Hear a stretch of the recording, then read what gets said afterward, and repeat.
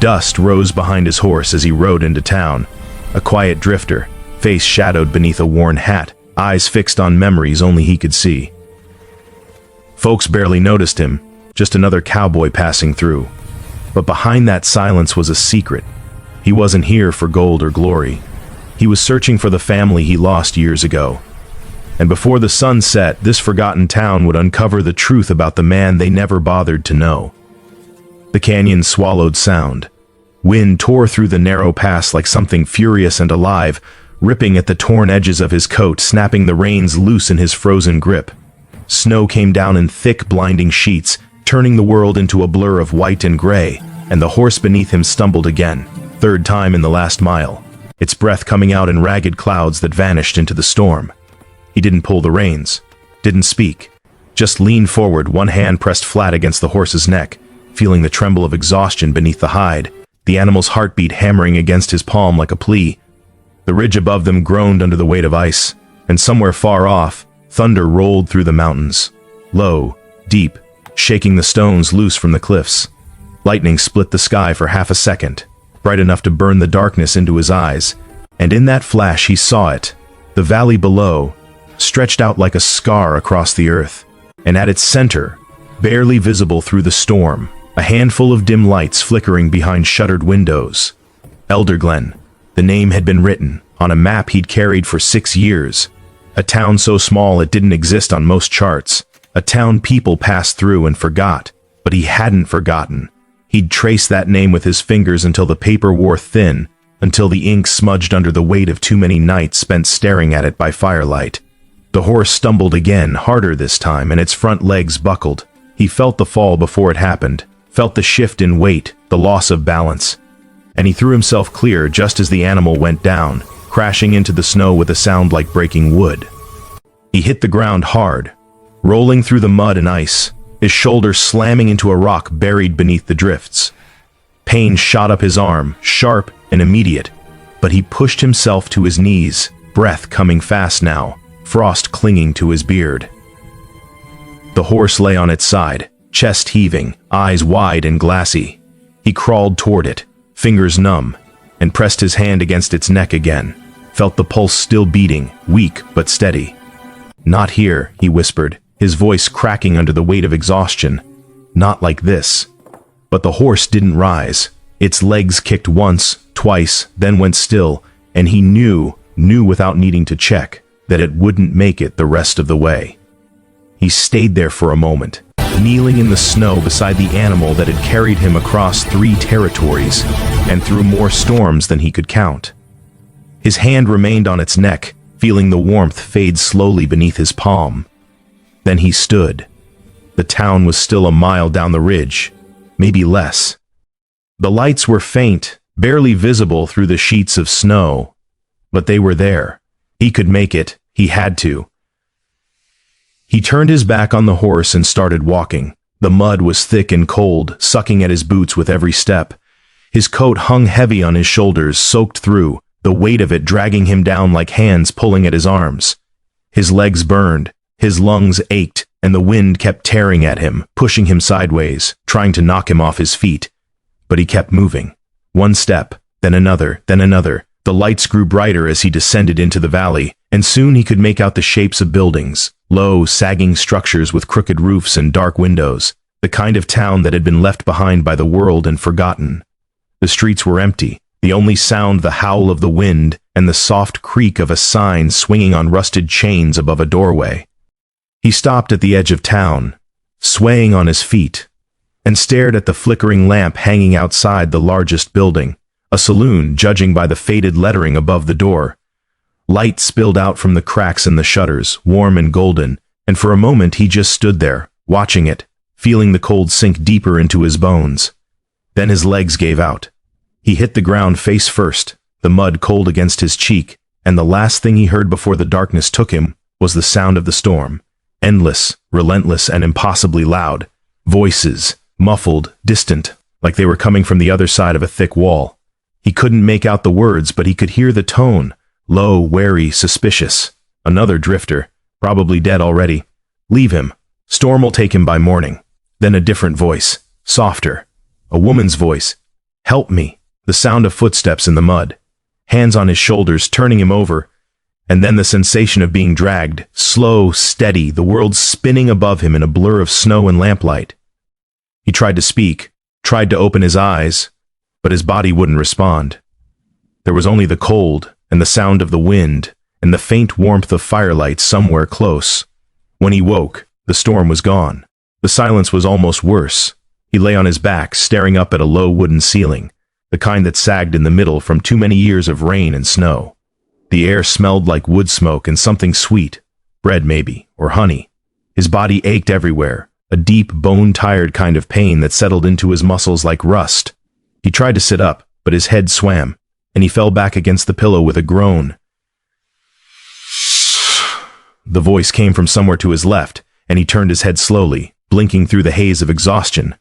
A woman sat in a chair beside the fire, her hands folded in her lap, her face half lit by the flames. She was older than him, maybe 40, maybe more, with dark hair pulled back in a braid and eyes that looked like they'd seen too much and chosen to keep moving anyway.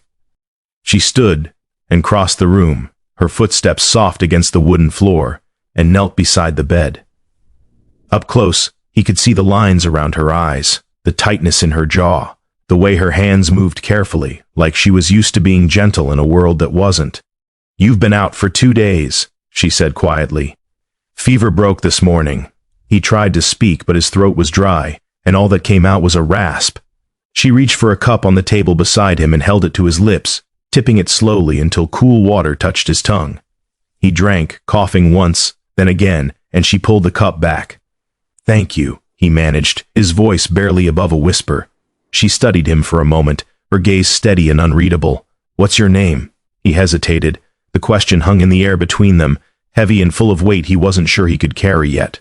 "Jonas," he said finally. She nodded, as if that was enough. "I'm Clara."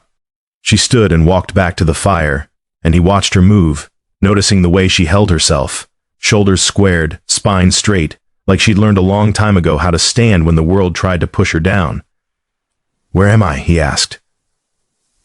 "Elderglen." The name hit him like a fist to the chest, and for a moment he couldn't breathe. He closed his eyes, feeling the weight of it settle over him like a blanket. Elderglen. He'd made it. "You're lucky you didn't freeze," Clara said, her voice cutting through his thoughts. "Another hour out there and you'd be dead." He opened his eyes and looked at her, but she wasn't watching him. She was staring into the fire, her expression distant, and he wondered what she saw in the flames. What memories burned there that she couldn't escape? "Why'd you help me?" he asked. She didn't answer right away, just kept staring at the fire, her hands clasped together in her lap. "Because nobody else would," she said finally. The next morning he woke to the sound of voices outside. Low, murmured, careful. He pushed himself up slowly, wincing at the stiffness in his limbs, and crossed to the window. Through the frost-covered glass he could see a small group of men standing in the street, their breath rising in clouds, their eyes fixed on Clara's house.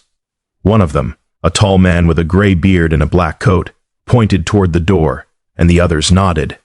Jonas stepped back from the window, his jaw tightening. Clara appeared in the doorway behind him, a shawl wrapped around her shoulders. She didn't look surprised. "They'll want to know who you are," she said quietly. He turned to face her, and for a moment neither of them spoke. The fire crackled softly in the hearth, and outside the wind began to pick up again, rattling the shutters. "What do I tell them?" he asked. She held his gaze, her expression calm but unreadable. "The truth," she said, "or nothing at all." By midday, the storm had returned. Not the same as the one that brought him. This one was quieter, colder, the kind of storm that settled in and refused to leave. Snow drifted down in soft, steady flakes, covering the streets and the rooftops, muffling the sound of footsteps and voices. Jonas sat by the fire, his hands wrapped around a cup of coffee Clara had made, and listened to the silence. It was strange, he thought, how quiet the world could be when everything inside you was screaming. Clara moved around the room, tidying things that didn't need tidying, and he watched her without speaking. There was something about her, something in the way she carried herself, the way she didn't ask questions she didn't need answers to, that made him feel like maybe, just maybe, he wasn't as alone as he thought. "You don't have to stay," she said suddenly, breaking the silence. He looked up at her, and she stopped what she was doing, her hands still on the edge of the table. "If you need to leave," she continued, "I won't stop you." He set the cup down slowly, his gaze dropping to the floor. "I don't know where else to go." She didn't respond. Just watched him, her expression soft but guarded, like she was trying to decide whether to believe him. "What are you looking for?" she asked finally. He closed his eyes, and for a moment all he could see was the locket, small, worn, the photo inside faded by years of sun and rain, a woman's face, a boy's smile, a life that used to exist. "My family," he said quietly. Clara's breath caught just barely, and when he opened his eyes, he saw something flicker across her face, something that looked like recognition, or maybe grief. "They were here," he continued, his voice steady now, even as his chest tightened. "A long time ago. I don't know what happened to them, but I'm going to find out." The fire crackled softly between them, and outside the snow kept falling. Clara sat down across from him, her hands folded on the table, and for the first time since he'd arrived, she smiled, just a little, sad and weary and impossibly kind. "Then you'll need help," she said. That night, as the storm raged outside and the fire burned low in the hearth, Jonas lay awake in the darkness and listened to the wind. It howled through the valley like a voice calling out, and somewhere deep inside him, he felt something stir, something that had been buried for so long he'd almost forgotten it was there. Hope, fragile, quiet, barely alive. But there. He closed his eyes and thought of the locket, tucked safely in his saddlebag somewhere in the mud outside town. He thought of the faces inside it. Ellen, with her soft smile and tired eyes. Samuel, barely 5 years old, staring at the camera like he didn't understand what forever meant yet. He thought of the letter he'd carried for 6 years, the one that said they'd been seen in Elderglen, alive and waiting. And he thought of Clara, sitting across from him by the fire, offering help when no one else would. Outside, the storm began to fade, and the wind softened into a low, steady murmur. By dawn, the snow had stopped. But the questions lingered, hanging in the air like smoke over Elderglen's rooftops, silent, heavy, and impossible to ignore. Dawn came pale and cold, the kind of light that didn't warm anything, just made the world visible again. Jonas woke to the sound of a door closing softly somewhere in the house, and for a moment he lay still, listening. Footsteps moved across wooden boards, careful and measured, then the creak of a chair being pulled out, the clink of metal against ceramic, the slow, rhythmic sound of something being stirred. He opened his eyes and stared at the ceiling, watching the shadows shift as morning crept through the cracks in the shutters. His body still ached, deep bone-tired exhaustion that hadn't lifted with sleep. But the fever was gone, and his mind felt clearer than it had in days. He pushed himself up slowly, wincing at the stiffness in his shoulder, and swung his legs over the edge of the bed. The floor was cold beneath his feet, and he sat there for a moment, letting the chill wake him the rest of the way. Through the doorway he could see Clara moving in the kitchen, her back to him, her hands busy with something he couldn't see. She wore the same dark dress from the night before, her hair still pulled back in a braid, and there was something about the way she moved. Efficient, practiced, like she'd done this 1,000 times and would do it 1,000 more. That made him think of his mother. The thought hit him harder than he expected, and he looked away, his jaw tightening. "You're awake." Her voice was quiet, matter of fact. He looked up and found her watching him from the doorway, a cup of something steaming in her hands. "Coffee," she said, crossing the room and holding it out to him.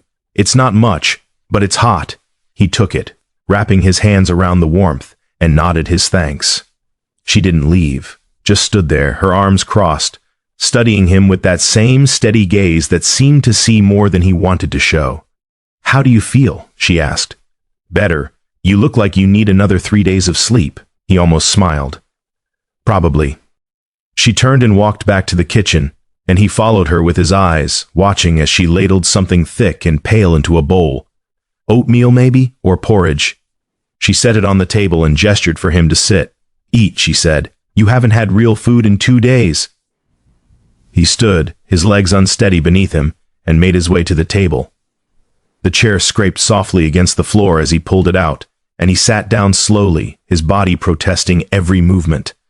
The food was plain: oats, a little honey, a piece of bread that had seen better days, But it was warm, and when he took the first bite, he realized just how hungry he was. He ate in silence, and Clara sat across from him, her hands wrapped around her own cup of coffee, watching him without speaking. Outside, the town was beginning to wake. He could hear voices now, faint, distant, the low murmur of people starting their day. A door slammed somewhere down the street. A dog barked twice, then went quiet. "They're watching," Clara said quietly. He looked up at her, and she nodded toward the window. "The town," she continued. "They saw me bring you in. They know you're here." He set his spoon down slowly. "That a problem?" She tilted her head, considering. "Depends on what you're planning to do." He held her gaze, and for a moment neither of them spoke. The silence stretched between them, heavy with unspoken questions. "I told you," he said finally. "I'm looking for my family, and if you don't find—" He didn't answer, didn't know how to. Clara leaned back in her chair, her expression unreadable. "Elderglen's not a kind town," she said. "People here don't trust strangers, they don't forgive easy, and they remember everything. Sounds like most places. Maybe." She paused, her fingers tapping softly against her cup. "But this place has a long memory, longer than most." He wanted to ask what she meant by that, but something in her tone told him not to push, not yet. Instead, he finished his food in silence, and when he was done, she took the bowl without a word and carried it to the wash basin. By mid-morning, Jonas was on his feet. Clara had given him a coat, worn, patched in places, but warm, and he'd stepped outside into the pale light, breathing in the cold air like it was the first time in years. The town stretched out before him, small and quiet, its streets lined with buildings that looked like they'd been standing since before the war and hadn't been touched since. A handful of people moved through the streets, their heads down, their eyes carefully averted. A woman swept the steps of a general store, her broom scraping against the wood in slow, rhythmic strokes. An old man sat on a bench outside the saloon, his pipe clutched between his teeth, smoke curling up into the air. Jonas walked slowly, his boots crunching softly in the frozen mud, and felt the weight of their stares even when they weren't looking. He could sense it, the way conversations stopped as he passed, the way shutters opened just a crack, then closed again, the way the woman with the broom paused mid-stroke, her knuckles white around the handle. He stopped at the edge of the street and looked out toward the hills beyond the town. Somewhere out there, buried beneath snow and time, was the homestead where his family had lived, where Ellen had hung laundry on the line and Samuel had chased chickens through the yard, where he'd promised to come back, and hadn't. The wind picked up, cold and sharp, and he pulled the coat tighter around himself. "You lost?" The voice came from behind him, low and gravelly. Jonas turned slowly and found himself facing a man in his 50s, tall and broad-shouldered, with a gray beard and eyes that looked like they'd been carved from stone. He wore a black coat and a badge pinned to his chest, sheriff or something close to it. "No," Jonas said quietly. The sheriff studied him, his gaze moving from Jonas's face to the coat he wore, then back again. "That Clara's coat?" Jonas didn't answer. The sheriff stepped closer, his boots heavy in the mud. "She took you in, huh? That woman's got a soft heart. Too soft, if you ask me." "Didn't ask," Jonas said. The sheriff's jaw tightened, and for a moment, Jonas thought he might say something. Something sharp. Something that would turn this into a fight. But then the man just smiled, cold and humorless, and took a step back. "Welcome to Elderglen," he said. "Hope you don't plan on staying long." He turned and walked away, and Jonas watched him go, his hands clenched into fists inside his pockets. When he returned to Clara's house, she was standing in the yard, feeding the chickens. She looked up as he approached, her expression unreadable, and scattered the last of the seed before wiping her hands on her apron. "Met the sheriff," Jonas said. She nodded, unsurprised. "Thomas Reed. He runs things around here. Seems like a real welcoming type." "He's not." She paused, her gaze drifting toward the hills. "He's also the reason half this town still has roofs over their heads. People respect him. Some fear him. Most just do what he says and keep quiet." Jonas frowned. "What about you?" She looked at him, and something flickered in her eyes. Something hard and defiant. "I stopped doing what people told me a long time ago." He almost smiled at that. Almost. Instead, he walked past her toward the small barn beside the house, and she followed, curious. Inside, the air smelled like hay and old wood, and in the corner, barely visible in the dim light, was a broken chair, its legs splintered, its back cracked clean in half. "I can fix that," he said quietly. Clara crossed her arms, leaning against the doorframe. "You don't have to. I know." He picked up the chair and carried it outside, setting it down in the yard where the light was better. Clara watched as he knelt beside it, his hands moving carefully over the wood, testing the joints, measuring the damage. "You know carpentry?" she asked. "Some. Learn that drifting?" He glanced up at her, and for the first time since he'd arrived, he saw the faint hint of a smile on her face. "Something like that," he said. She didn't press. Just stood there, watching him work, and after a moment, she turned and went back inside. The days that followed fell into a quiet rhythm. Jonas fixed the chair, then the fence that had been leaning to one side for months. He cleaned out the barn, repaired the shingles on the roof where the wind had torn them loose, and fed Clara's horse, a tired old mare that looked at him with suspicion at first, then gradually warmed to his presence. He didn't talk much, neither did she, but there was a comfort in the silence, a kind of understanding that didn't need words. In the evenings they sat by the fire, the sound of the wind soft against the windows, and Clara would mend clothes, while Jonas stared into the flames, his thoughts far away. Sometimes she'd glance at him, and he'd feel her eyes on him, but she never asked what he was thinking, never pushed. And slowly, piece by piece, the town began to notice. Children watched him from a distance as he worked, their faces pressed against windows, their eyes wide with curiosity.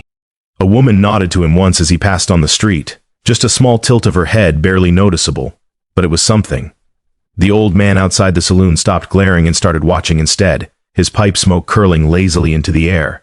But not everyone softened. The preacher, a thin, wiry man with hollow cheeks and eyes that burned with something close to fervor, stood on the church steps one Sunday morning and watched as Jonas walked past. He didn't speak, didn't move, but Jonas felt the weight of his stare like a hand pressing down on his shoulders. That night, Clara sat across from him at the table, her hands folded, her expression troubled. "Reverend Calloway came by today," she said quietly. Jonas looked up. "He warned me," she continued. "Said strangers bring ruin. Said I should send you away before you drag me down with you." He set his cup down slowly. "What'd you say?" She met his gaze, her jaw set. "I told him to mind his own business." Jonas felt something tighten in his chest. Gratitude, maybe? Or something deeper. "You didn't have to do that." "Yes," she said softly. "I did." One evening, as the sun bled red across the plains and the shadows grew long, Jonas stood by the cemetery fence at the edge of town. The graves were old, their markers worn smooth by wind and rain, the names barely legible. He walked along the fence line, his eyes scanning the stones, and stopped when he saw it. Callan. The name was faint, almost erased by time, but it was there, just one word, carved into a stone so old it had cracked down the middle. His breath caught in his throat, and he knelt slowly, his fingers tracing the letters. No date, no first name, just Callan. Behind him, the wind picked up, rattling the dry grass, and somewhere in the distance, a crow called out, harsh, lonely, fading into the dusk. He stayed there until the light was gone, kneeling in the dirt beside a grave that might have been his family's, or might have been a stranger's, and whispered a name no one else could hear. Ellen. When he returned to Clara's house that night, she was waiting by the door, a shawl wrapped around her shoulders. She didn't ask where he'd been, didn't need to. She just stepped aside and let him in, and as the door closed behind him, shutting out the cold and the dark, he felt something shift inside him, something fragile, like ice beginning to crack. He wasn't alone anymore, not completely, and maybe, just maybe, that was enough. Outside, the wind softened into a low murmur, and the night settled over Elderglen like a blanket. But as spring crept closer, something darker was already stirring beyond the valley, something buried deep, waiting to claw its way to light. Spring came slowly to Elderglen, like it wasn't sure it was welcome. The snow melted in patches, leaving the ground soft and dark, and the air carried the faint smell of wet earth and new grass. Mornings were still cold enough to see your breath, but by midday the sun broke through the clouds, pale and tentative, warming the rooftops and the fence posts and the faces of people who'd spent too long hiding from winter. Jonas stood in Clara's yard, his shirt sleeves rolled to his elbows, his hands wrapped around the handle of a hammer. The old windmill at the edge of her property had been still for years, its blades locked in place, its gears rusted silent, and he'd spent the better part of 3 days taking it apart, piece by piece, laying the parts out in the dirt like bones. Clara watched from the porch, a cup of coffee in her hands, her expression somewhere between amusement and disbelief. "You really think you can fix that thing?" she called out. He glanced over his shoulder, wiping sweat from his forehead with the back of his hand. "Won't know till I try." She shook her head, smiling faintly, and went back inside. Jonas turned his attention back to the windmill, running his fingers along the main shaft, checking for cracks. The wood was old but solid, and the metal, though rusted, still had strength beneath the corrosion. It would take time, but it could be saved. He liked that, liked the idea that something broken could still be made whole again. The wind picked up, carrying the sound of children's laughter from somewhere down the road, and he paused, listening. It was a sound he hadn't heard much in Elderglen. Most of the kids kept to themselves, watched over by parents who didn't trust strangers. But lately, they'd started drifting closer, drawn by curiosity or boredom or something else he couldn't name. A boy appeared at the edge of the yard, maybe 10 years old, with dirt on his knees and a worn cap pulled low over his eyes. He stopped when he saw Jonas, his hands shoved deep in his pockets, and stared. Jonas straightened, setting the hammer down. "Morning." The boy didn't answer, just kept staring, his expression serious and a little wary. "You want to see?" Jonas asked, nodding toward the windmill. The boy hesitated, glancing back toward the road like he was checking to see if anyone was watching. Then, slowly, he took a few steps closer. Jonas picked up one of the gears, a heavy iron wheel with teeth worn smooth, and held it out. "This here's what makes it turn. See these grooves? They catch the next gear, and when the wind pushes the blades, the whole thing spins." The boy's eyes widened, and he reached out, his fingers brushing the metal like it might bite him. "Can you really fix it?" he asked quietly. "Planning on it." The boy nodded, still staring at the gear, and Jonas set it back down in the dirt. They stood there for a moment, neither speaking, just watching the way the light moved across the metal. "My pa says you're trouble," the boy said suddenly. Jonas looked at him, and the boy's face flushed red, but he didn't look away. "Says strangers like you don't stay long," the boy continued. "Says you'll be gone by summer." Jonas crouched down so they were eye to eye, his expression calm. "Your pa might be right, but till then, I'm here. And I do what I say I'm gonna do." The boy studied him for a long moment, then nodded, as if that was good enough. "Can I help?" he asked. Jonas almost said no, almost sent the boy home before someone came looking for him and caused trouble. But something in the kid's face, the way he stood there, hopeful and a little defiant, reminded him of Samuel. "You know how to hold a wrench steady?" Jonas asked. The boy's face lit up. "Yes, sir." "Then grab that one over there." By late afternoon, the windmill's blades were back in place, and the gears had been cleaned and oiled. Jonas gave the wheel a slow, testing turn, and the whole structure groaned, long and low, like something waking from a deep sleep. Then, with a creak that echoed across the yard, the blades began to move.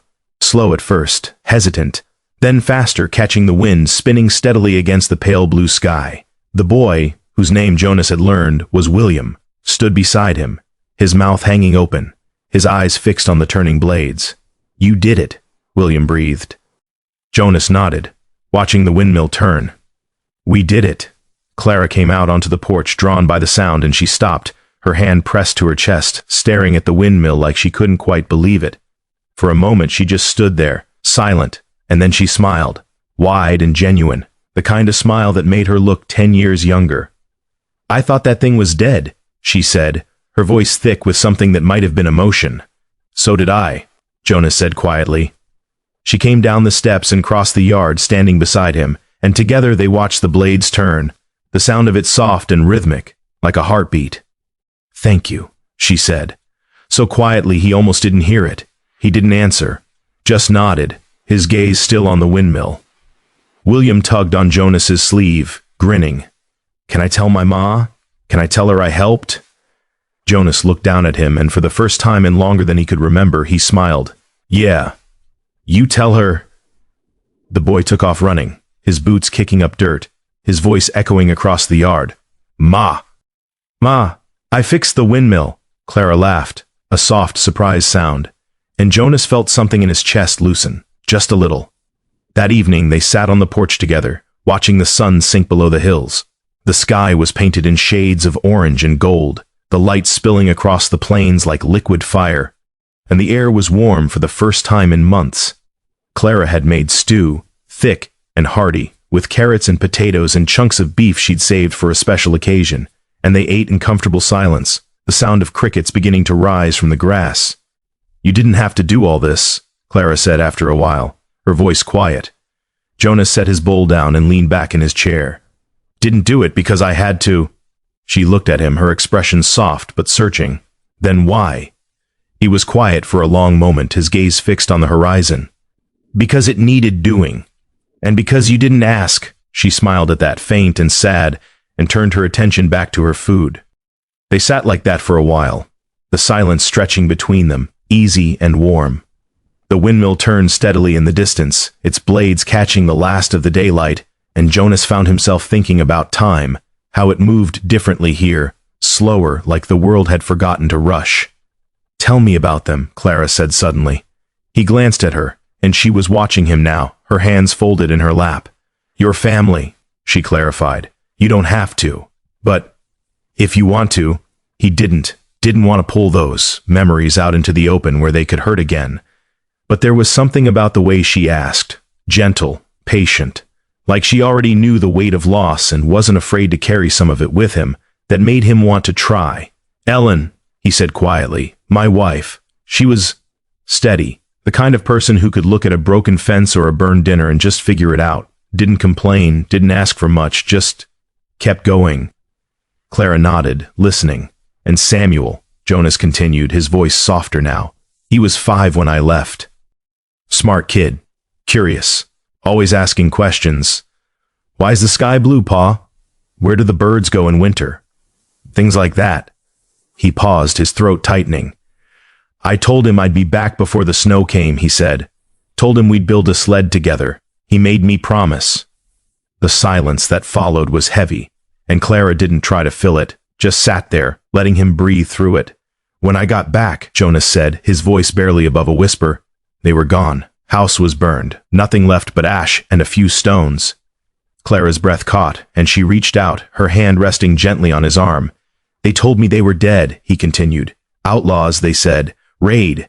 Nothing anyone could have done." "But you didn't believe them." He shook his head. "Couldn't. Not without proof. So I kept looking. And 6 years later, someone told me they'd been seen here, in Elderglen." He looked at her, and she held his gaze, her eyes bright with unshed tears. "That's why you came," she said softly. "That's why I'm still here." They sat in silence after that, the sky darkening above them, the stars beginning to prick through the deep blue.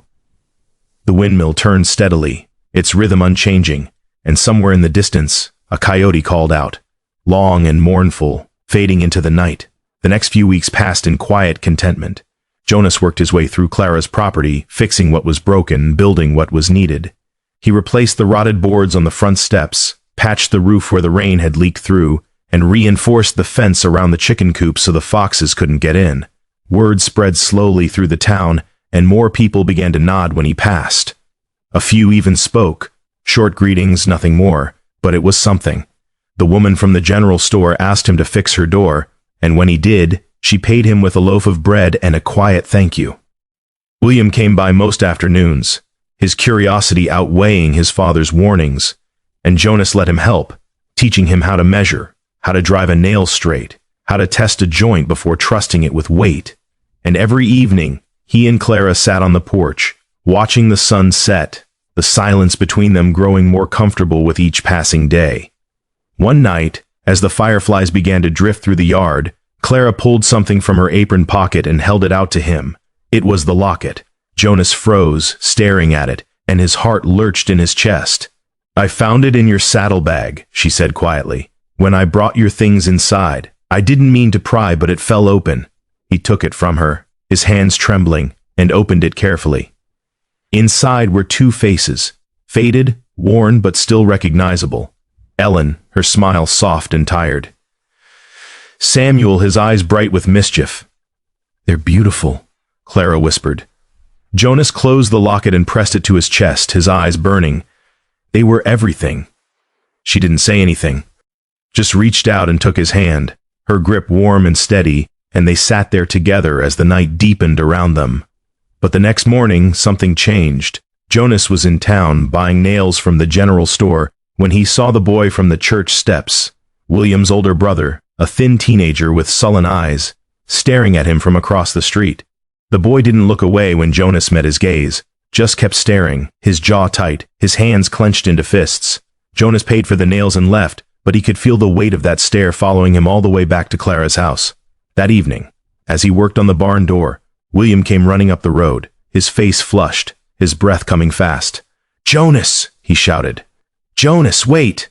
Jonas set down the hammer and turned, and the look on the boy's face made his chest tighten. "What's wrong?" William stopped in front of him, doubled over, gasping for air. "My brother, he went to the church. He was asking about you, about your name." Jonas went still. "What'd he find?" "I don't know," William said, his voice shaking.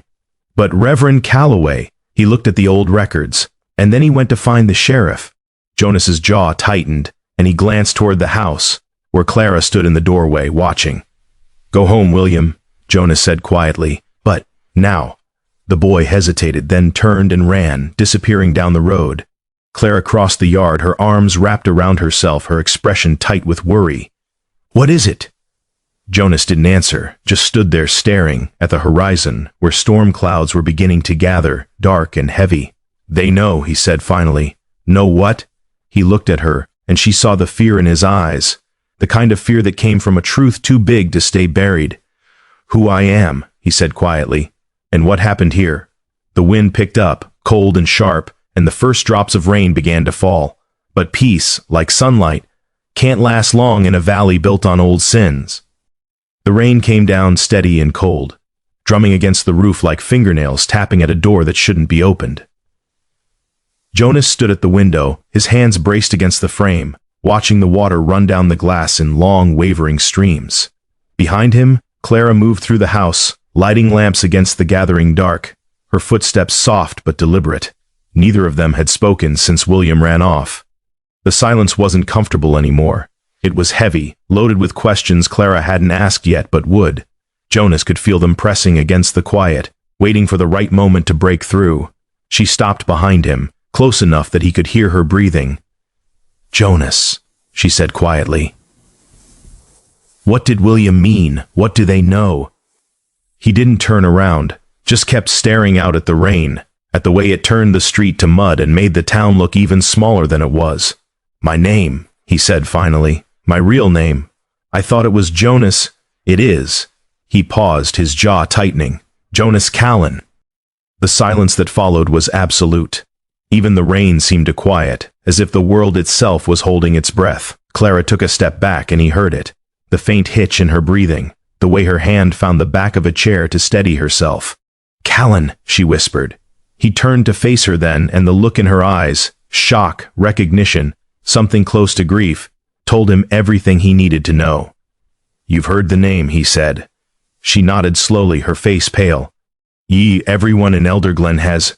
The Callan family had lived 3 miles outside of town, on a piece of land that stretched from the river to the base of the hills. Good land, fertile, the kind men killed for when times got hard. Jonas's father had built the homestead with his own hands, raised cattle, planted crops, made a life for his family in a place that didn't give anything easy, and for a while, it worked. They weren't rich, but they had enough. They had peace, until the drought came, crops failed, wells dried up, cattle died in the fields, their bones picked clean by buzzards. And when winter came early that year, with snow that buried the valley for months, desperation spread through Elderglen like fever. Men started looking at their neighbors differently, started measuring what they had against what they needed. And the Callan land, still green, still watered by the river that never ran dry, started to look like salvation. Jonas had been 23 when it happened. He'd gone north to find work, to bring back money for seed and supplies, leaving Ellen and Samuel behind with his parents. He'd promised he'd be back before the first snow. He'd broken that promise. When he returned 3 months later, the homestead was gone, burned to the ground, His parents' bodies found, in the ruins, barely recognizable. Ellen and Samuel vanished, no trace, no witnesses, just whispers and rumors, and a town that suddenly wouldn't meet his eyes. The sheriff at the time, a man named Horace Dane, had called it a raid. Outlaws, he said. Drifters passing through. Tragic, but nothing to be done. Jonas hadn't believed it then. He didn't believe it now. Clara sank into the chair behind her, her hands gripping the armrests. They told us it was outlaws, she said, her voice barely above a whisper. That's what everyone said. That your family was... that they were all killed. That's what they wanted people to believe. But you think... She stopped, her eyes searching his face. You think someone in Elderglen did it? I know they did. The words hung in the air between them, sharp and undeniable. Clara shook her head, her expression torn between disbelief and something darker. Jonas, if that's true, if people here think you've come back for revenge, I didn't come back for revenge. Then what? He crossed the room and knelt in front of her, his eyes level with hers. I came back for the truth, and for my family. The letter I got said they were alive, that they were seen here, in Elderglen 2 years after the fire. Clara's breath caught. Alive? I don't know if it's true, but I have to find out. She stared at him, her mind clearly racing, and then she stood abruptly, pacing toward the fire. If that's true, she said slowly, if they're alive, then someone's been hiding them. Someone in this town, or they know what happened to them. She turned to face him, her expression stricken. And if the whole town finds out who you are, they already know, Jonas said quietly. That's why William came running. The Reverend found the records. By now, half the town's heard. As if on cue, there was a knock at the door, sharp, insistent, impossible to ignore. Clara and Jonas exchanged a glance, and then she moved toward the door, her hand hesitating on the latch. Who is it? She called out. Sheriff Reed. Jonas stood, his body tensing, and Clara looked back at him, her eyes wide with worry. Then she took a breath and opened the door. Sheriff Thomas Reed stood on the porch, rain dripping from the brim of his hat, his expression carved from stone. Behind him, barely visible in the downpour, were 2 other men, both armed, both watching the house with hard eyes. Evening, Clara, Reed said, his voice calm but cold. Need to have a word with your guest. Clara didn't move from the doorway. He's done nothing wrong. Didn't say he had. Reed's gaze shifted past her to Jonas standing in the center of the room. But a man's name carries weight in a town like this. And when that name is Callan, people get nervous. Jonas stepped forward, his voice steady. I'm not here to cause trouble. Then what are you here for? To find my family. Reed's jaw tightened, and for a moment something flickered in his eyes.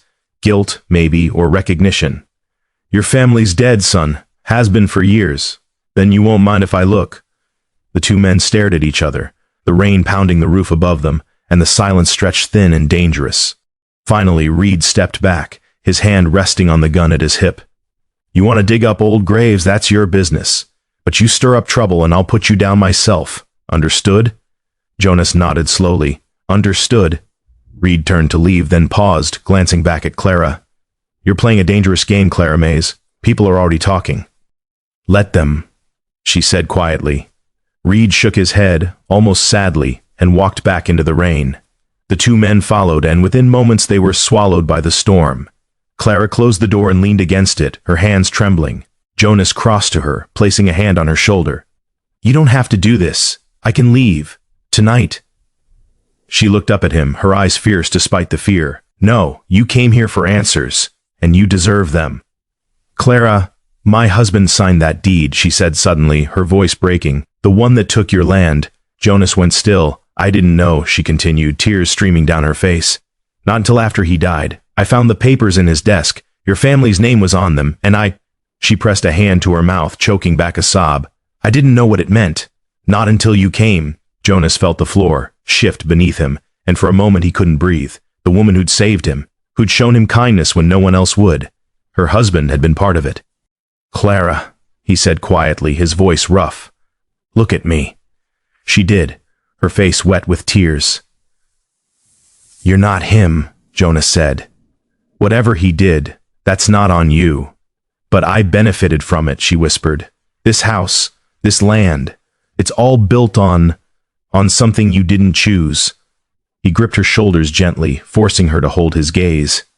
"You didn't take my family from me, and you're the only person in this town who's shown me a damn bit of mercy," she broke then, collapsing against him, and he held her as she cried, long, shuddering sobs that seemed to tear their way out of her.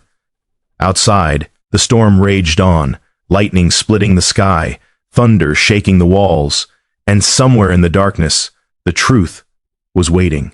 By morning, the rain had stopped, but the damage was done. Jonas woke to the sound of voices outside, not close, but not far either. He rose quickly, pulling on his boots, and moved to the window. A small crowd had gathered at the edge of Clara's property, maybe a dozen people, maybe more, their faces shadowed by the gray morning light. They weren't shouting, weren't threatening, but they were there, watching, waiting. Clara appeared beside him, her face pale but composed. "They've been there since dawn. What do they want? Answers, probably. Or to see if you'll run." Jonas's jaw tightened. "I'm not running." "Then what are you going to do?" He looked at her, then back at the crowd. "I'm going to the church." The church sat on a low hill at the north end of town, a small wooden structure with a crooked steeple and windows that rattled when the wind blew. Jonas had passed it a dozen times but never gone inside. Now, with the morning light pale and cold, he pushed open the heavy door and stepped into the dim interior. The air smelled like old wood and candle wax, and rows of empty pews stretched toward the altar, where a simple wooden cross hung on the wall. At the far end of the room, bent over a desk cluttered with ledgers and papers, was Reverend Calloway. The man looked up as Jonas approached, his thin face tightening. "Mr. Callan," he said, his voice brittle. "I wondered when you'd come." Jonas stopped a few feet away, his hands loose at his sides. "I need to see the records. The records are private. Not when they concern my family." Calloway straightened, his eyes narrowing. "Your family is dead. Coming here won't change that. Then show me the proof." The Reverend hesitated, his fingers drumming against the desk. Then, slowly, he pulled out a thick leather-bound book and opened it, flipping through pages until he found what he was looking for. He turned the book around and pushed it toward Jonas. "There," Calloway said quietly. 1867, the Callan homestead, recorded as lost to fire. 4 deceased, Jacob Callan, Martha Callan, Ellen Callan, Samuel Callan. Jonas stared at the page, his vision blurring. The names were there, written in neat, careful script. Final, absolute. But something was wrong. He leaned closer, his finger tracing the line. "This says they died in the fire. Yes, but my parents' bodies were found. Ellen and Samuel's weren't." Calloway's face went very still. "Why would you record them as dead?" Jonas said slowly. "If there were no bodies." The Reverend didn't answer, just stared at him, his expression unreadable. Jonas slammed his hand down on the desk, the sound echoing through the empty church. "Where are they?" "I don't know." "You're lying." "I'm not." "Then who wrote this?" Jonas demanded, pointing at the record. "Who told you to mark them dead?" Calloway's mouth opened, then closed. He looked away, his face pale, and Jonas knew with absolute certainty that the man was hiding something. "Sheriff Dane," Calloway whispered finally. "He gave me the names. Said it was official." Jonas felt the room tilt. "Dane's dead. I know. Then who else knew?" The Reverend looked at him, and in his eyes Jonas saw fear, deep, trembling fear. "Everyone," he said quietly. "Everyone who mattered." Jonas stepped back, the weight of it crashing down on him like a wave. The whole town had known. The whole town had lied. When he walked out of the church, the crowd was still there, larger now, their faces drawn and wary. Jonas stood atop of the steps looking down at them, and the silence was deafening. Then, from the back of the crowd, a voice called out, "Murderer's son!" Jonas's gaze snapped toward the sound, but he couldn't see who'd spoken. The crowd shifted, murmuring, and then another voice joined in. "You've got no business here. Leave before you bring us all down." Clara appeared at his side, breathless, her hand finding his arm. "Jonas, don't..." But he wasn't listening. He descended the steps slowly, his eyes moving over the faces in the crowd, and when he spoke, his voice was low and steady and carried across the morning like a blade. "My family lived here, worked this land, trusted you, and you let them burn." The crowd went silent. "I'm not leaving," Jonas said, "not until I know the truth." And then he turned and walked away, Clara beside him, as the first rumble of thunder rolled across the valley. When the first lightning split the sky, every soul in Elder Glen knew Something buried was clawing its way to light. The town turned to ice overnight. Not the weather, that stayed gray and heavy, the kind of stillness that came before something broke. But the people. The way they looked at Jonas when he passed, or didn't look at all. The way conversations stopped mid-sentence when he entered the general store. The way doors closed a little quicker, shutters a little tighter. Clara felt it too. She'd gone to the market that morning, same as she did every week, her basket over her arm, her head held high. But the woman who usually sold her eggs, a plump, chatty widow named Maybelle, had turned her back without a word. The baker had refused to sell her bread, and when she'd walked past the saloon, a man had spat at her feet. She'd come home with an empty basket and red-rimmed eyes. Jonas had been repairing the fence when she arrived, and he'd known the moment he saw her face. He'd set down his tools and crossed the yard, but she'd held up a hand, stopping him before he could speak. "Don't," she'd said quietly. "Don't apologize. This isn't your fault." But they both knew it was. Or at least, it felt that way. That evening, Jonas sat at Clara's kitchen table, a map spread out before him, hand-drawn, the lines shaky but careful. He'd spent the last 2 days walking the land around Elderglen, tracing old property lines, looking for landmarks that matched the descriptions in the deed records he'd seen at the church. The Callan homestead had been 3 miles northeast, near the bend in the river where the willow trees grew thick, or at least, that's where it was supposed to be. When he'd ridden out there yesterday, he'd found nothing, no ruins, no stones, no sign that anything had ever stood there at all. Just grass and wind and silence. Clara stood at the stove, stirring a pot of soup that neither of them would eat, her movements mechanical.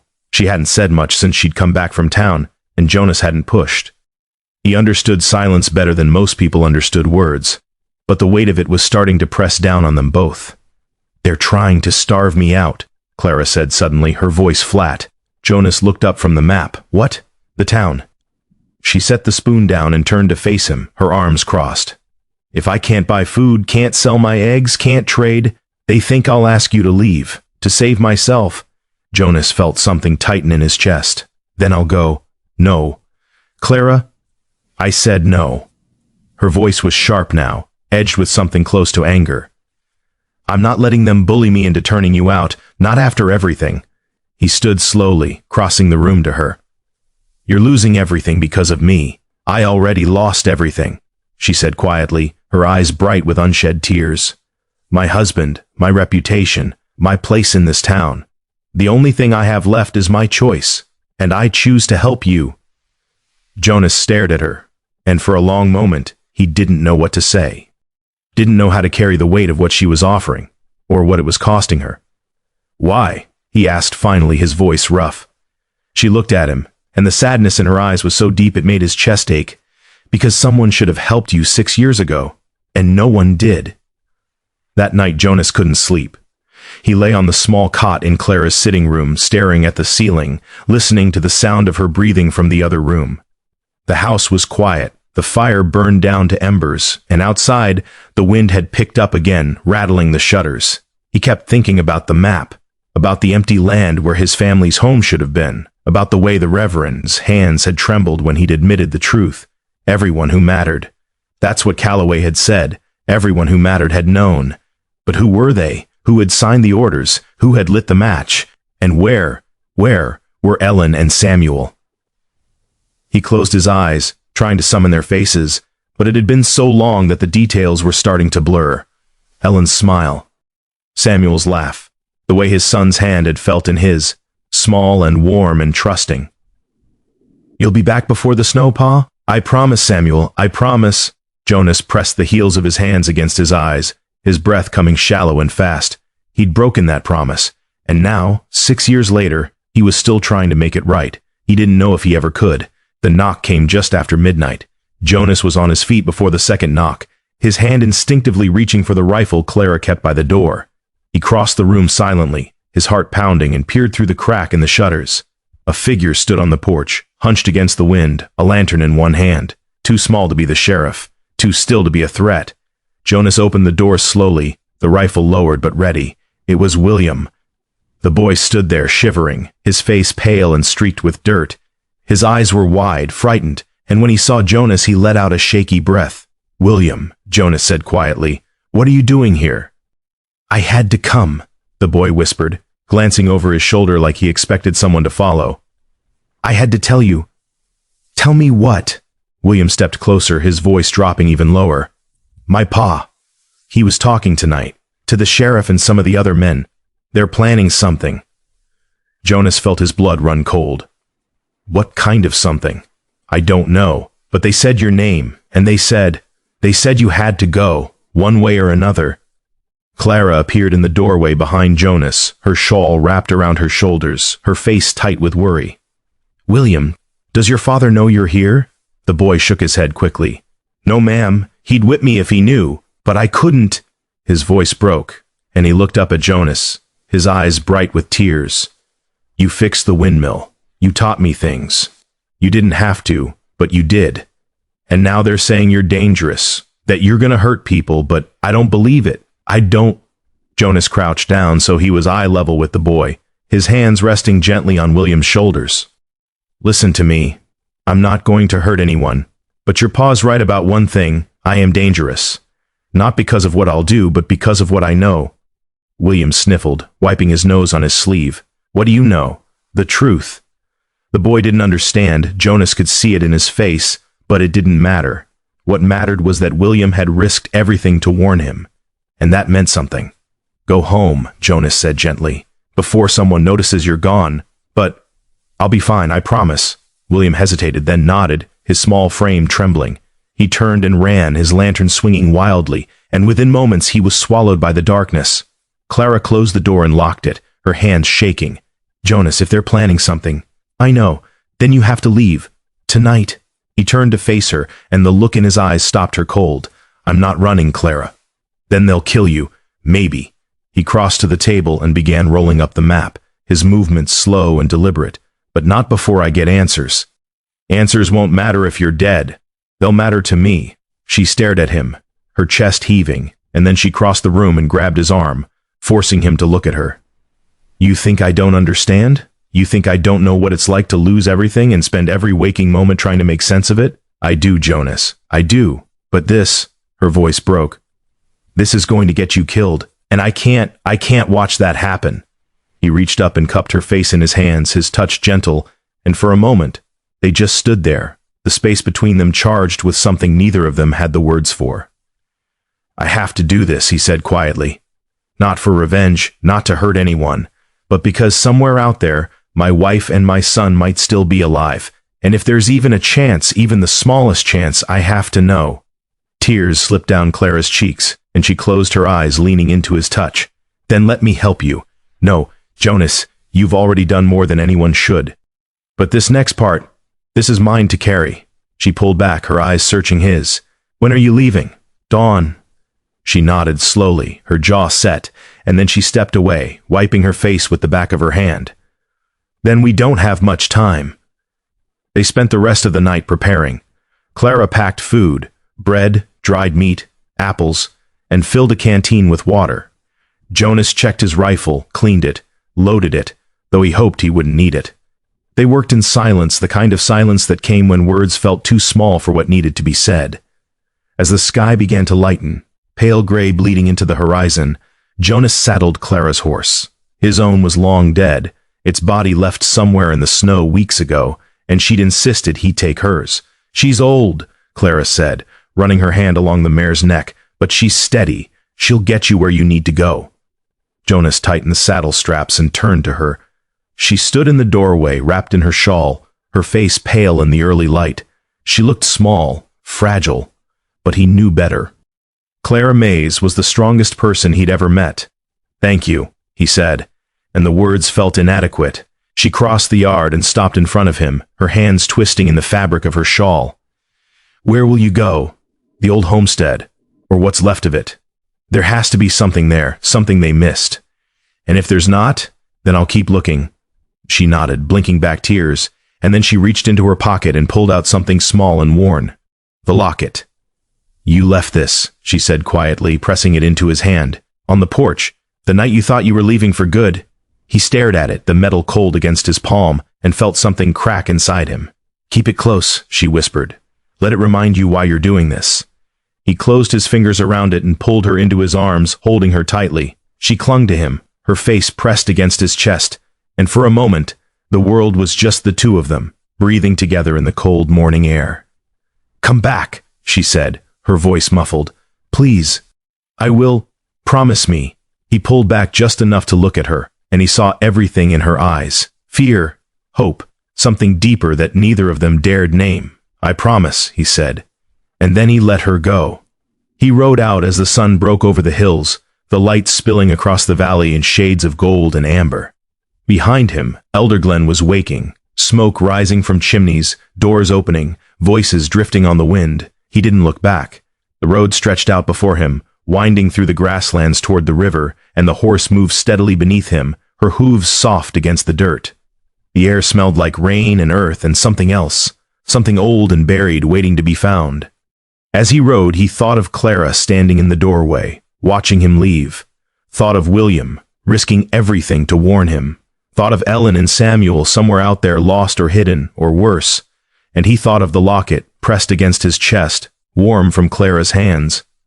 The wind picked up, tugging at his coat, and in the distance, thunder rumbled, low, ominous, inevitable. He rode toward it anyway.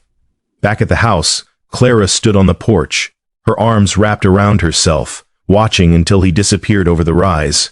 The wind stirred her hair, and the first drops of rain began to fall, soft, hesitant, like the sky was crying. She didn't move, didn't go inside, just stood there staring at the empty road and whispered a prayer into the morning. Bring him back. The rain came harder, soaking her shawl, running down her face, and still she didn't move, because love, once awakened, doesn't die. It rides on the wind toward justice, and all she could do was wait. The river ran low and quiet, its surface dark as old blood. Jonas stopped at the edge of the bank and let the horse drink, his eyes scanning the landscape ahead. The willow trees were there, just like the record said, bent and ancient, their branches trailing in the water like fingers reaching for something they'd lost. But beyond them, where the homestead should have been, there was nothing. Just grass, tall and wild, swaying in the wind like it had never been disturbed. He dismounted slowly, his boots sinking into the soft earth, and walked forward, his hand trailing along the horse's flank. The air smelled different here, heavier, like the ground itself was holding its breath.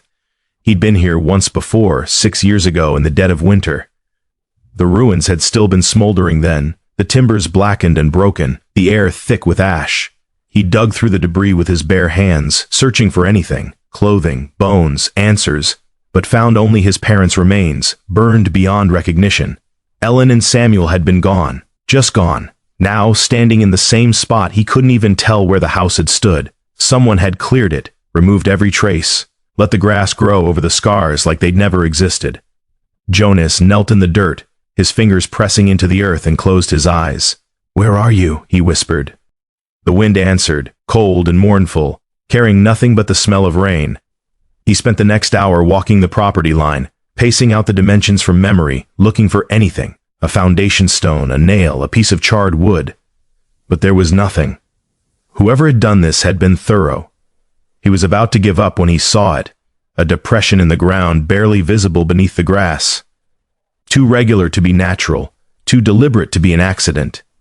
He knelt and began pulling away the vegetation, his hands moving faster now, dirt caking under his nails. The depression grew deeper, wider, and then his fingers hit something hard. Stone. He dug faster, uncovering a line of stones, flat, stacked, forming the edge of something. A cellar maybe, or a root room. His heart pounded as he cleared more dirt, revealing a wooden door set into the ground, half rotted but still intact. The hinges were rusted, the wood swollen from years of rain, but it was there. Jonas grabbed the iron ring and pulled. The door resisted, groaning, and he braced his feet and yanked harder. With a crack that echoed across the empty land, the door tore free, and a wave of stale, musty air rushed up from the darkness below. He stared down into the black hole, his breath coming fast, and then he pulled out a match, struck it against his boot, and held it over the opening. The light flickered, casting long shadows, and he saw steps, narrow, uneven, descending into earth.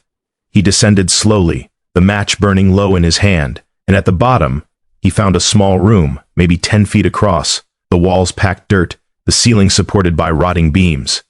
It smelled like decay and old fear. And there, in the corner, half buried in dirt, was a wooden crate.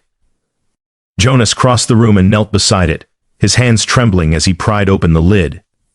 Inside were papers, dozens of them, some yellowed and brittle, others relatively intact. Lifted them carefully, holding the dying match close, and began to read. Deeds. Transfer documents, letters. His breath caught. They were all signed by the same group of men. Thomas Reed, Horace Dane, a man named Garrett Boone, and another, Marcus Mays, Clara's husband. Jonas felt the world tilt. He'd known Marcus was involved, Clara had told him as much, but seeing the name there, written in ink beside the others, made it real in a way it hadn't been before. These men had taken his land, divided it among themselves, and then they'd burned his family's home to cover their tracks. But there was more. At the bottom of the crate, wrapped in oilcloth, was a journal. He unwrapped it carefully, the match burning down to his fingers, and he dropped it with a hiss, plunging the room back into darkness. He fumbled for another match, struck it, and opened the journal. The handwriting was shaky, frightened. It came at night. Said we had to leave. Said the land wasn't ours anymore. Jacob refused. They hit him. Martha screamed. Ellen took Samuel and ran. The entry ended abruptly, the ink smeared, and Jonas's hands shook so hard he nearly dropped the journal. Ellen had run. She'd taken Samuel and run. The next entry was dated 3 days later. Found Ellen and the boy hiding in the church. Reverend Calloway said he'd keep them safe until things settled. Paid him to keep quiet. No one can know they survived. People will ask questions.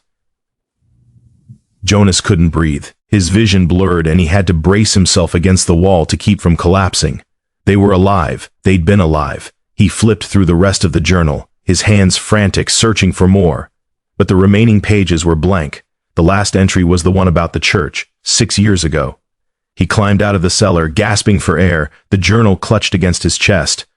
The sky had darkened, storm clouds rolling in from the west, heavy and black. Thunder rumbled in the distance, and the first drops of rain began to fall. Jonas stood there, rain soaking through his shirt, and stared at the journal. Reverend Calloway had known. He'd hidden them. And then what? Jonas rode hard toward Elderglen, the horses' hooves pounding against the muddy road, the rain coming down in sheets. The wind tore at his coat, and lightning split the sky, illuminating the valley in stark, blinding flashes. By the time he reached the church, the storm was raging. He dismounted and ran up the steps, slamming through the door, water streaming from his hair and clothes. The church was empty. "Calloway!" Jonas shouted, his voice echoing off the wooden walls. "Calloway, where are you?" No answer. He strode toward the back room, kicking open the door, and found the Reverend cowering behind his desk, his face pale and slick with sweat. "Where are they?" Jonas demanded, crossing the room in 3 strides. Calloway held up his hands, trembling. I don't know what you're—" Jonas slammed the journal down on the desk, the sound like a gunshot. "Don't lie to me, you hid them." "Ellen and Samuel, where did they go?" The Reverend's eyes darted to the journal, and all the color drained from his face. I don't—" Jonas grabbed him by the collar and hauled him to his feet. "Where?" "They're gone," Calloway gasped, his voice breaking. "I swear, they're gone. I kept them here for 2 weeks, but then the sheriff found out. He said they couldn't stay, said it was too dangerous. He took them. Took them where? I don't know. He wouldn't tell me. He just said they'd be taken care of. That no one would find them."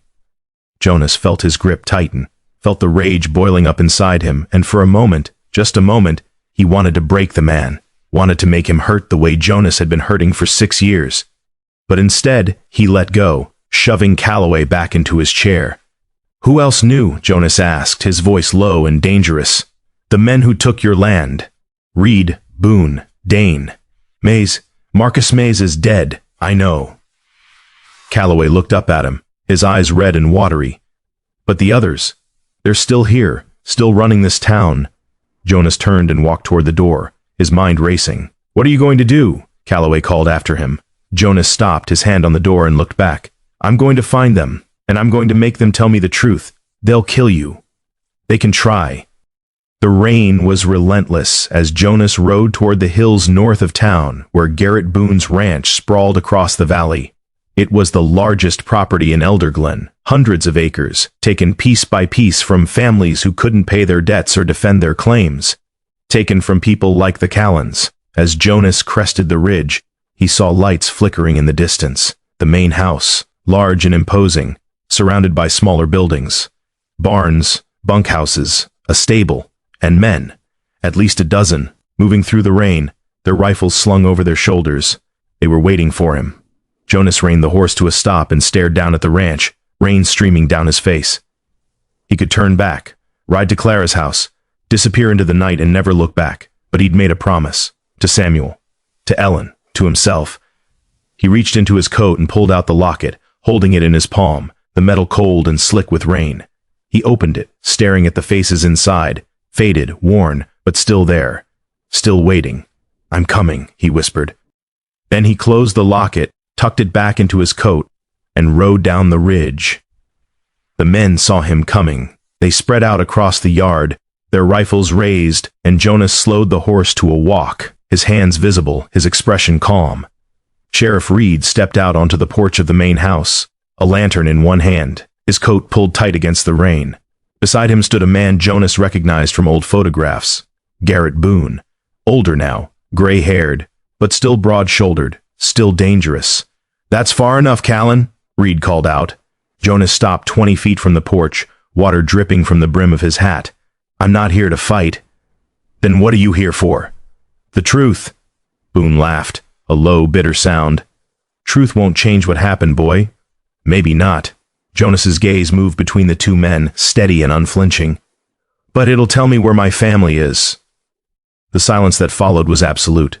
Even the rain seemed to quiet. Boone's expression hardened. "Your family's dead. Liar. Careful, son." "I found the journal," Jonas said, his voice rising. "I know Ellen and Samuel survived. I know you took them, and I know you've been hiding them for 6 years.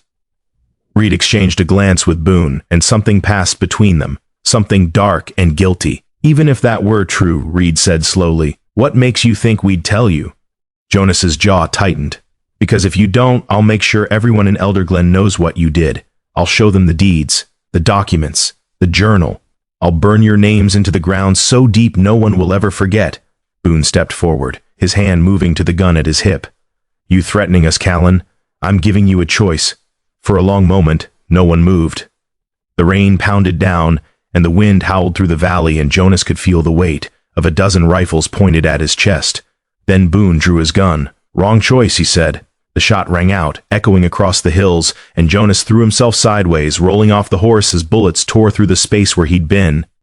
The mare bolted, disappearing into the rain, and Jonas hit the ground hard, his shoulder slamming into the mud. He scrambled behind a water trough, pulling his rifle free, and fired back. One shot, two, the sound deafening. One of the men cried out and fell, clutching his leg. "Take him down!" Boone roared. Gunfire erupted from every direction, bullets splintering the wood of the trough, sending up sprays of water. Jonas pressed himself flat, reloading, his heart hammering against his ribs. He couldn't win this, not against this many, but he could make them pay. He rose and fired again, and another man fell. Then he ran, low and fast, ducking between buildings, using the rain and the darkness as cover. Bullets chased him, kicking up mud at his heels, and he dove behind the stable, gasping for air. A figure appeared in the doorway, silhouetted against the light, and Jonas raised his rifle. But the man held up his hands. "Wait, wait, don't shoot!" Jonas hesitated, and the man stepped closer, his face pale and terrified. It was one of Boone's ranch hands, young, maybe 20, his eyes wide with fear. "Please," the man whispered. "I don't want to die for this." Jonas lowered the rifle slightly. "Then tell me where they are." The man swallowed hard. "The woman and the boy? Yes, they were here, years ago. But Boone, he got scared, said keeping them was too risky. So he—" the man's voice broke. "He sent them away, north, to a settlement near the border, said they'd never be found there." Jonas felt his chest tighten. "Are they alive?" "I don't know, I swear I don't know, that's all I heard." Behind them voices shouted, boots splashing through the mud. Jonas looked at the man, then nodded. "Go, get out of here." The ranch hand didn't need to be told twice. He ran, disappearing into the storm, and Jonas turned back toward the yard. He had what he came for. Now he just had to survive. He made it halfway across the yard before the sheriff stepped out in front of him, his gun raised. "Stop," Reed said, his voice hard. Jonas froze, his rifle still in his hands, rain streaming down his face. "It's over, Callan," Reed continued. "You got your answer. Now leave. Not until I see them. They're not here. Then I'll find them." Reed's jaw tightened. "You go north, you'll die. That land's outlaw country, lawless. You think you'll survive out there alone?" Jonas met his gaze, and something passed between them. An understanding, maybe, or a recognition of what they'd both lost. "I made a promise," Jonas said quietly. Reed stared at him for a long moment, and then, slowly, he lowered his gun.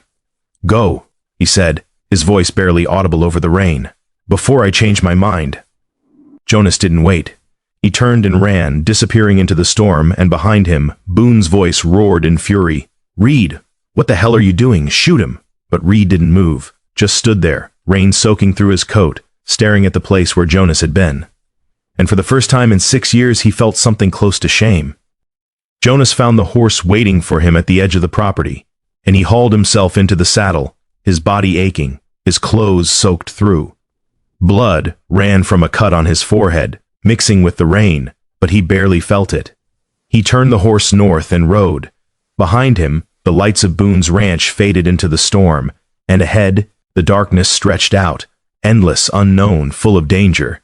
But somewhere in that darkness, Ellen and Samuel were waiting, and Jonas would find them, no matter what it took. As dawn broke over the valley, Clara stood on her porch staring at the road, waiting for him to return. But the road was empty, and the rain kept falling, like the world itself was weeping for what had been lost, and what might never be found. But as the rain turned the ashes to earth, new life began to whisper in the grass.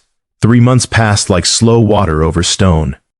Jonas had ridden north through territories that didn't belong to anyone and everyone at once. Lawless stretches of land where the only rule was survival, and the only law was the gun on your hip.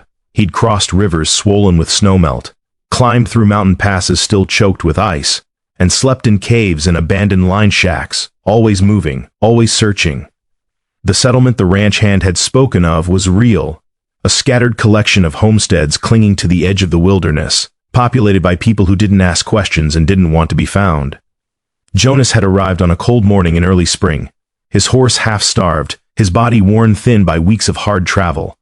He'd asked about a woman and a boy, Ellen Callan, Samuel.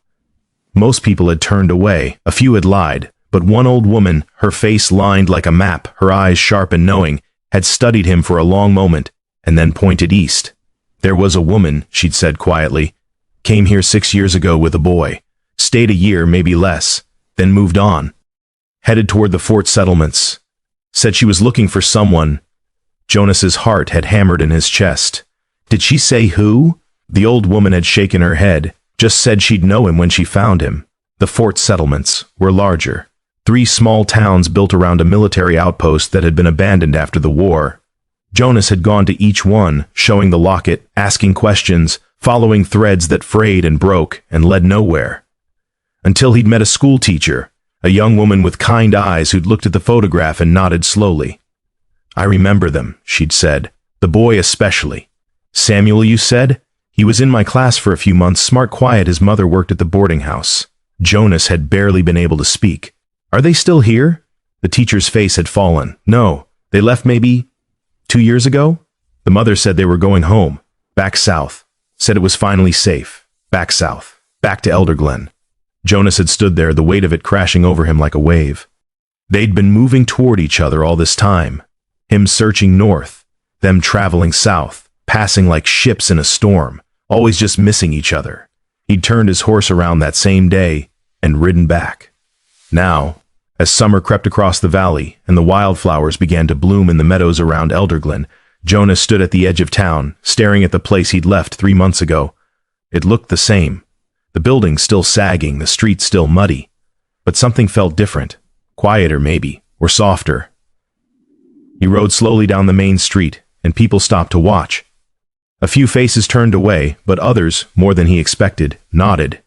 One man even raised a hand in greeting. Jonas didn't stop, just kept riding, his eyes fixed on the small house at the edge of town, the windmill turning steadily in the distance. Clara's house. She was in the yard when he arrived, hanging laundry on the line, her hair pulled back in a braid, her dress pale blue against the green grass. She didn't see him at first, and he sat there for a moment, just watching her, the way she moved, the way the light caught in her hair, the quiet competence in her hands. Then she turned, a sheet draped over her arm, and froze. The sheet fell from her hands. "Jonas," she whispered. He dismounted slowly, his legs stiff from days in the saddle, and walked toward her.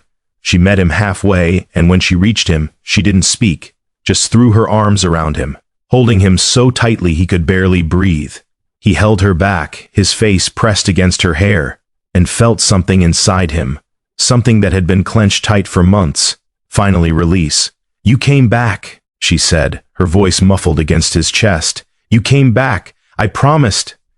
She pulled back just enough to look at him, her hands framing his face, her eyes searching his. "Did you find them?" He shook his head, and the hope in her eyes dimmed. "They're alive. I know they are, but they've been moving, searching, just like me." "Then how—" "They were heading here," he said quietly. "Back to Elderglen. The teacher said Ellen told her it was safe now, that they could come home." Clara's breath caught. "When?" "2 years ago." She stared at him, her mind racing, and then her eyes widened. "Jonas, if they came back 2 years ago, I know, someone here would have seen them, known. I know."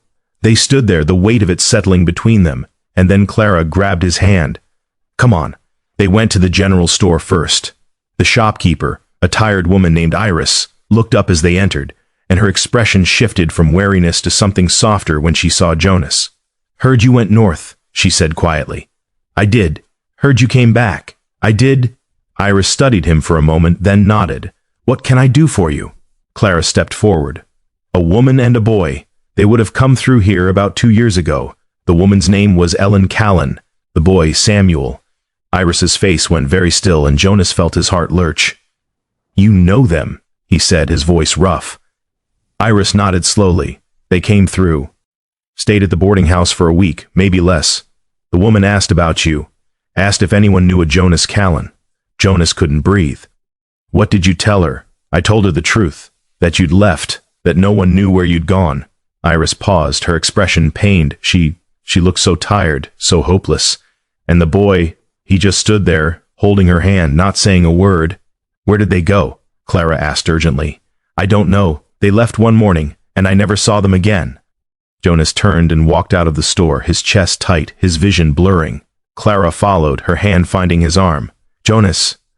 "I was too late," he said, his voice breaking. "I was right here and I missed them. You didn't know.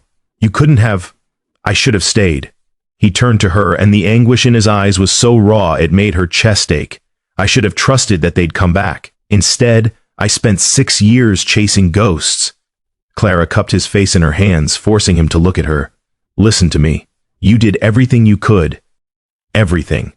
And if they were here 2 years ago, then they might come back again. People don't give up on home that easily." He wanted to believe her. God, he wanted to believe her. But 2 years was a long time. Anything could have happened. That evening, Jonas sat on Clara's porch, staring out at the valley as the sun sank low and painted the sky in shades of amber and rose. Clara sat beside him, her hand resting gently on his, and they watched the light fade in silence. "I'm not giving up," Jonas said quietly. "I know. I'll keep looking, ask more questions. Someone has to know something, and I'll help you." He looked at her, and the gratitude in his eyes was almost too much to bear. "You've already done so much. And I'll do more," she said simply. "Because you're not alone anymore, Jonas. You haven't been for a long time." He squeezed her hand, and they sat there as the stars began to appear, scattered across the darkening sky like promises. The break came 3 days later. Jonas was repairing the barn door when William came running up the road, his face flushed, his eyes bright. "Jonas!" he shouted. "Jonas, you have to come!" Jonas set down the hammer and crossed the yard. "What is it?" "The cemetery," William gasped, bent over, hands on his knees. "There's someone there, a woman. She's standing by the Callan grave, and she's crying." Jonas felt the world tilt. He didn't say a word, just turned and ran. The cemetery was at the north end of town, a quiet place surrounded by a low stone wall and shaded by old oak trees. Jonas's boots pounded against the dirt as he ran, his heart hammering, his breath coming fast. He vaulted the wall and stopped, scanning the headstones. And then he saw her. A woman standing beside a weathered stone marker, her head bowed, her shoulders trembling. She wore a simple dress, her hair streaked with gray, her frame thin and worn by years of hardship. But Jonas knew her the way you know your own heartbeat. "Ellen," he whispered. She turned. For a moment, they just stared at each other. 6 years and 1,000 miles collapsing into a single breath. Then she took a step forward, her hand pressed to her mouth, tears streaming down her face. "Jonas?" His legs moved before his mind could catch up, and then he was running, and she was running, and they met in the middle, crashing, together, holding on like the world might tear them apart again if they let go. "I thought you were dead," she sobbed, her face pressed against his chest. I thought I'd never see you again. "I'm here," he choked out, his arms wrapped around her, his tears falling into her hair. I'm here. They stood like that for a long time, clinging to each other, and the world around them faded, the cemetery, the town, everything, until there was only them. Finally, Ellen pulled back, her hands framing his face, her eyes searching his like she still couldn't believe he was real. "Where were you?" I came back 2 years ago, and they said you'd left." "I was looking for you," Jonas said, his voice raw. "I've been looking for you for 6 years. She laughed, a broken, beautiful sound, and kissed him, hard and desperate, and he kissed her back, tasting salt and grief and hope all at once. When they finally broke apart, Jonas looked around, his heart still racing. "Samuel, where's Samuel?" Ellen's face lit up, and she turned, gesturing toward the edge of the cemetery, and there, standing beneath the oak tree, was a boy. Taller now, older, 11, maybe 12, but his eyes were the same. "Samuel," Jonas breathed. The boy didn't move, just stood there, staring at him, his expression uncertain, like he wasn't sure if this was real or another dream that would disappear when he woke. Jonas crossed the cemetery slowly, his legs shaking, and stopped a few feet away. "It's me," he said quietly. "It's Pa." Samuel's face crumpled, and then he ran straight into Jonas's arms, and Jonas caught him, lifting him off the ground, holding him like he'd never let go. "I thought you weren't coming back," Samuel sobbed. "I thought you forgot about us." "Never," Jonas whispered fiercely, his voice breaking. "Never. I promised you, remember? I promised." Samuel clung to him, and Jonas held his son and felt the weight of 6 years. 6 years of searching, of grief, of nights spent staring at the stars and wondering if he'd ever find them, finally lift from his shoulders.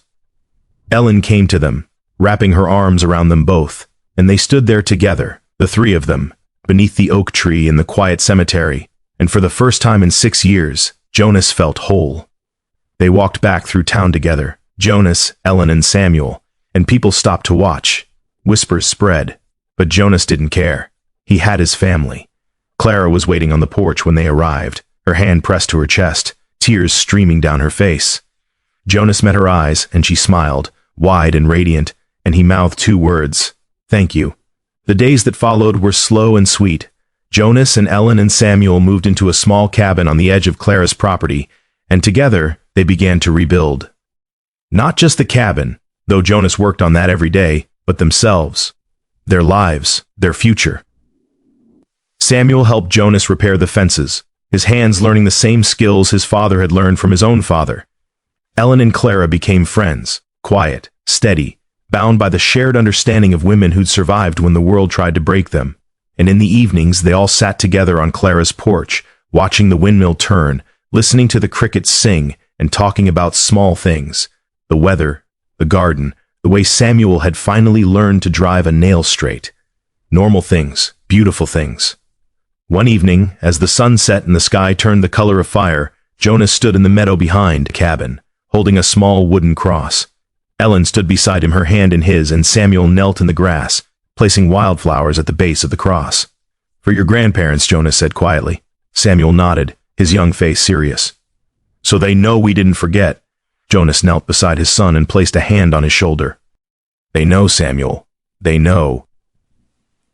The wind stirred the grass, carrying the scent of earth and flowers, and somewhere in the distance a bird called out, sweet and clear, like a song of homecoming. Ellen squeezed Jonas's hand, and he looked at her. This woman who'd survived when he thought she was gone, who'd kept their son safe, who'd never stopped believing they'd find each other again, and he felt something settle deep in his chest. Peace. That night, as the stars filled the sky and the valley grew quiet, Jonas stood on Clara's porch one last time, looking out at the land that had taken so much from him, and given him everything back. Clara joined him, 2 cups of coffee in her hands, and they stood in comfortable silence. "You did it," she said softly. "We did it," Jonas corrected. "I wouldn't have made it without you." She smiled, her eyes bright. "What will you do now?" "Stay," he said simply. "Build a life. Teach my son to be a good man. Try to be worthy of the second chance I've been given." Clara nodded, her gaze drifting toward the cabin, where lamplight glowed warm through the windows. "They're lucky to have you. I'm the lucky one."